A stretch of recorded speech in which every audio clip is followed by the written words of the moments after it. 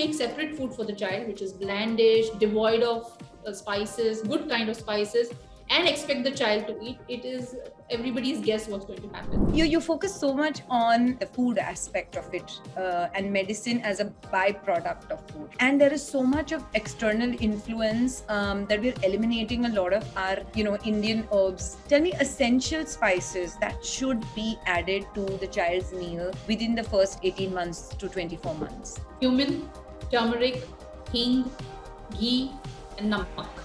Right. 5 essential that should always be there over and above everything. Right. Salt is for one. Of course. So the whole salt concept actually originated in a place where the children were given bottled food, which contains sodium benzoate or sodium phosphate as a preservative. Okay. We don't do that in India. How many Indian mums are giving bottled jar foods to babies? I can't remember. How many of us pre-cook our meals with a preservative and then give it to the child? So why should we be afraid of sodium?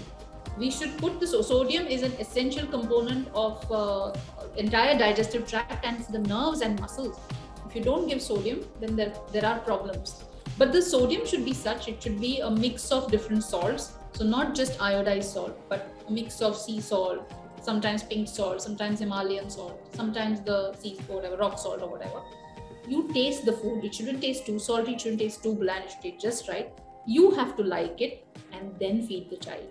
If you're going to make separate food for the child, which is blandish, devoid of spices, good kind of spices, and expect the child to eat, it is everybody's guess what's going to happen. I'm a very proud homeopath. But before homeopathy or any other field of medicine came into existence, there was only food as medicine. We must never ignore that. The reason I talk about food, even though I'm not a qualified nutritionist, is only because food is truly medicine.